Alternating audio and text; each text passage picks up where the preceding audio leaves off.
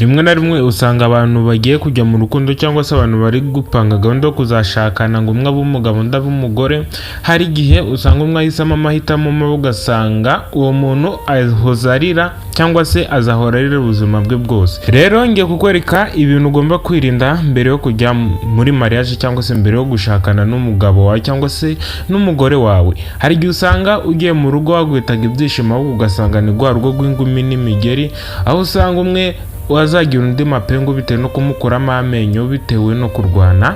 Ariko uyu munsi ngiye kukwereka umuti mbere yo gushakana n'uyu muntu. Irinda ibi bintu, ariko ndagushishikariza gukanda subscribe n'ubu utarayikanda kugira ngo ujye ubasha kubona ibiganiro ducisha kuri uno muyoboro, nanjye ubategura nkanabibagezaho. Nitwa Aime, iyi yitwa Aime Heart, muhawe ikaze.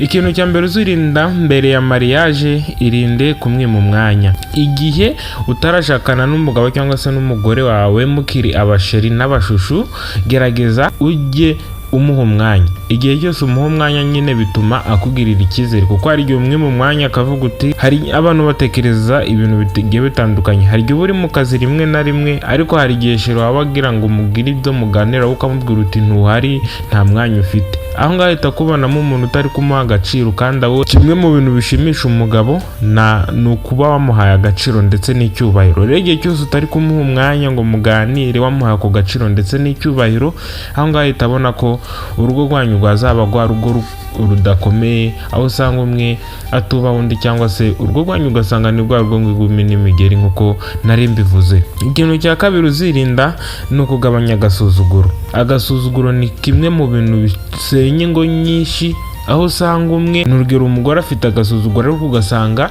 we n'umugabo we ntago babanye neza bitewe n'ako gasuzuguro k'umugore. Umugabo aravuga umugore akamusuzugura akamurebera mu binogore, rero urwo rugo ntago rwakomera. Rero agasuzuguro nako ni kimwe mu bintu ugomba gusiga iwanyu, niba wanakageraga kagabanya wa mugabo we cyangwa se wa mugore we.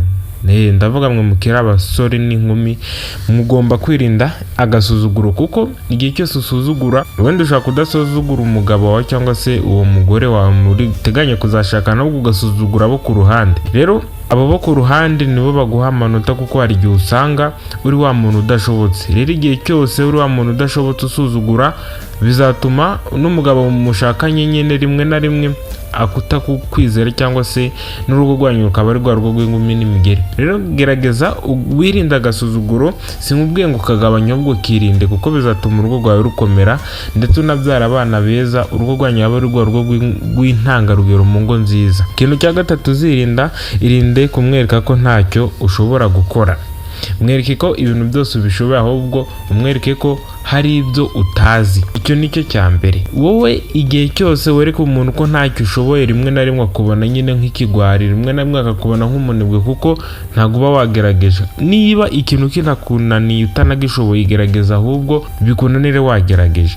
Uwo niwo muti nakurangira kugira ngo ube umuntu mwiza kandi ube wa muntu navuga we ntangarugero, kuko igihe cyose wereka umukunzi wawe ko hari ibyo utazi ari uko warakoze uko ushoboye, bituma nyine abona ko uri umuntu ufite ubushake. Aho ngaho aragukunda kandi akagukundwa kaza, ndetse akaba anafite icyizere cy'uko urugo rwanyu ruzatera imbere. Ikintu cya kane uzirinda mbere ya mariage cyangwa se mbere yo gukora mariage, bikazatuma urugo rwanyu ruba urugo rukomeye kandi rw'intangarugero. Ikintu usabwa ni ukurinda kumwereka zimwe mu ngeso mbi zawe. Ingeso mbi zawe zishobora kuba ari ingeso zishobora gutuma abona ko uri umuntu udashobotse cyangwa se uri wa muntu ufite imico mibi. Rero irinde kumwereka ingeso mbi zawe, ndetse icyo cyo kwirinda kuzimwereka nacyo gikureho, ahubwo unazigabanya. Gabanya izo ngeso mbi zawe. Uri igisambo cyangwa se ufite indi mico igiye itandukanye ishobora kudahesha agaciro urugo rwanyu, byirinde. Binagabanya, ahubwo bigabanye, kuko bizatuma igihe mwabanye nyine yarabonye uri wa muntu mwiza, bizatuma nyine akugirira icyizere kandi anagukunde bya nyabyo. Byirinde unabireke. kuko nubikomeza urugo rwanyu rushobora kuzabagwa rugo none rw'ingumi n'imigeri bitewe nuko wamweretse ya mico mibi yawe kandi warayimuhishe igihe mwateretanaga. Gerageza nayo yigabanye. Ikintu cya gatanu uzirinda mbere yo gukora mariage cyangwa se uzabanza ukanagenzura, irinde kumwereka ko ukunda ibintu ndetse n'amafaranga ariko nyine ugasanga urukundo rwawe ni ruke kuri uwo muntu ukunda cyangwa se kuri uwo muntu ukundira ibyo bintu. Hari igihe usanga umuntu akunda umuntu bitewe nuko amafaranga afite, ngo uriya musore afite etaje, uriya musore afite iki, ugasanga umukobwa aramukunze amukundiye icyo ngicyo. Rero ibyo bintu wowe gerageza ubyirinde, uvuga uti ngiye nkunze uyu muntu. Dushobora guhera kuri 0 tukazagera ku kintu runaka bitewe nuko twitwaranyeho.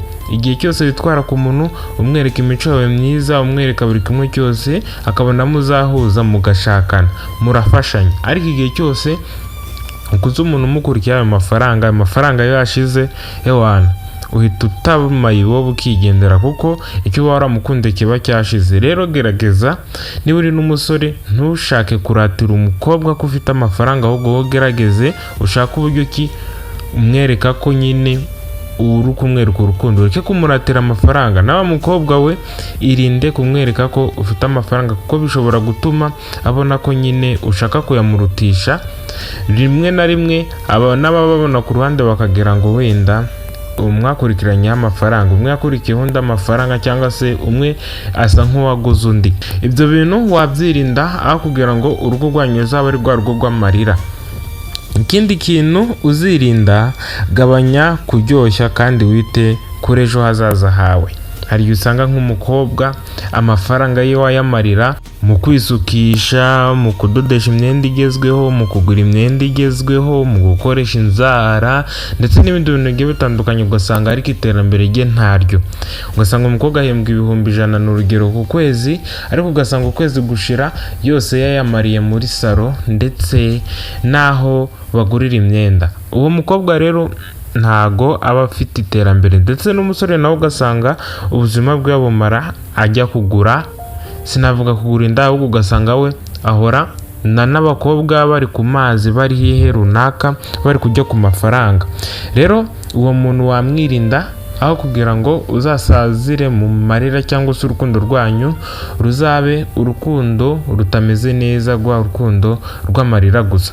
Arega iyo uvuze ngo ugiye gushakana n'umuntu, uri umukobwa ugiye gushakana n'umusore, uri umusore ugiye gushakana n'umukobwa, igihe cyose uhisemo ngo tugirabanye, menya ko ari umuntu muzabana ibihe byanyu, igihe cyawe cyose muzaba muri kumwe kandi muzaba muri kumwe mu bibi ndetse no mu byiza. Rero banza ugenzure neza urebe, ese uyu muntu tuzabana iyo minsi yose, azanyihanganira se, njye nzamwihanganira? Byose ukabanza ukabireba mbere yo kujya mu rugo. Ikindi kintu uzirinda mbere yo kujya muri mariage cyangwa se mbere yo gukora mariage, irinde kurakara vuba cyane cyangwa se kumwereka ko urakara vuba. Gerageza wo mwereke ko wihangana.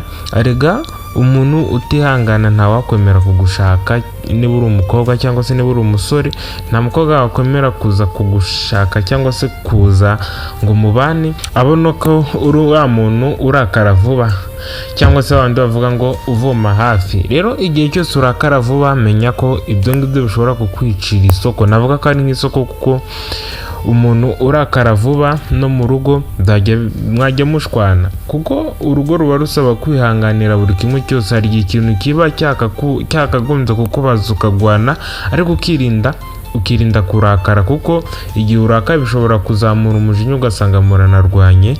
Ahubwo gerageza ukontorora umujinya wawe, umenye ngo iki gihe cyo kugira umujinya cyanyacyo. Buri kimwe cyose ukabanza ukakigenzura, ariko ikintu cya mbere gabanya kurakara vuba, kuko bizatuma urugo rwanyu ruba rwa rugo rwihanganirana kandi mukamenya gukemurana ibibazo. Ashobora kuba kukoreye agakosa runaka gashobora kukubabaza, ariko we banza urebe, uvuga uti ese nimurakarira birarangira ute? Buri kimwe cyose ukabanza ukakirebaho, then nyuma mukaza kubikemura, cyangwa se igihe habaye akabazo mukabanza mukicara mukakaganiraho. Uwo ni wo muti nakurangira mbere yo kuvuga tugiye kurakara unarwane. We banza urebe, ese ni gute twakemura ibi bibazo.